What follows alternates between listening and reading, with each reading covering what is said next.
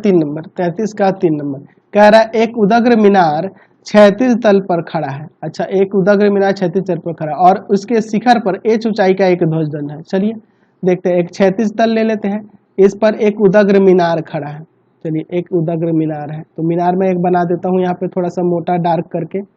चलिए ये आपका मीनार हो गया और मीनार के शिखर पर h ऊंचाई का एक ध्वजदंड है, एक h ऊंचाई का ध्वजदंड है, इसकी ऊंचाई h है। ठीक है, आगे क्वेश्चन में क्या कह रहा है? क्वेश्चन में कह रहा है कि क्षैतिज तल पर एक बिंदु पर ध्वज के पाद, तो ध्वज आपका यह रहा, इसका पाद यह रहा, एवं शिखर का उन्नयन कोण, ध्वज के पाद और शिखर का उन्नयन कोण कितना है? अल्फा और बीटा है। यानी पहला क्या है आपका, कह रहा है कि ध्वज का पाद यही होगा, इसका उन्नयन कोण अल्फा है और ध्वज के शिखर का उन्नयन कोण बीटा है, दूसरा वाला बीटा दिया है। चलिए देखते हैं फिर आगे क्या कर रहा है। तो साबित करना है कि मीनार की ऊंचाई यह है। चलिए ले लेते हैं A B C D। ठीक है, माना मीनार की ऊंचाई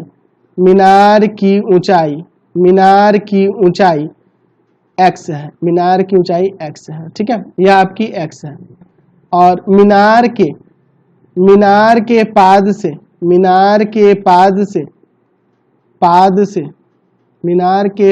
से भूमि के बिंदु के बीच की दूरी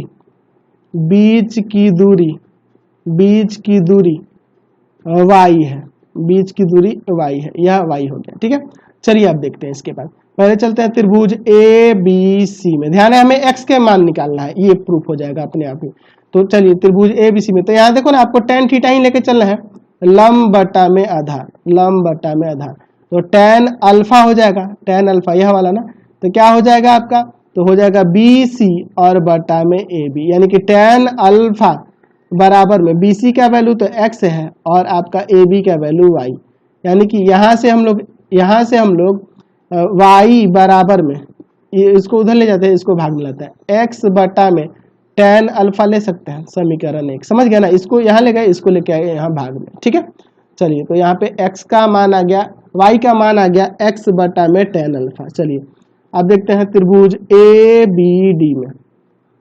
ठीक है, tan बीटा तो आपका हो जाएगा BD, देख लो tan बीटा ये पूरा एंगल लेंगे तो BD और बटा में आधार आपका AB हो जाएगा। तो tan बीटा बराबर में BD, तो BD का वैल्यू हो जाएगा h प्लस x और बटा में AB का वैल्यू हो जाएगा y।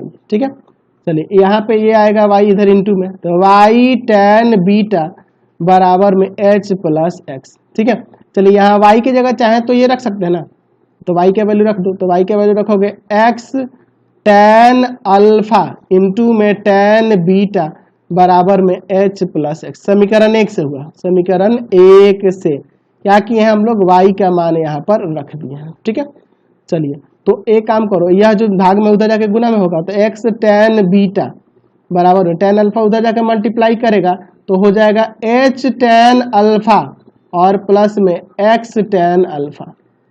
ठीक है, इसको इधर लाते हैं, x tan बीटा माइनस में x tan अल्फा बराबर में h tan अल्फा, ऐसे हो जाएगा ना जी, बिल्कुल ये आके इधर माइनस का हो। चलिए आगे सॉल्व करोगे, यहाँ से आप x कॉमन कर लो, तो x कॉमन कर लोगे तो यहाँ tan बीटा और माइनस में tan अल्फा इंटू में x बराबर में हो जाएगा h tan अल्फा, इसको ले जाएंगे भाग में, तो x बराबर आ जाएगा h tan अल्फा बटा में tan बीटा माइनस में tan अल्फा। यही ना हमें साबित करना था, तो आपकी आ गई मीनार की ऊंचाई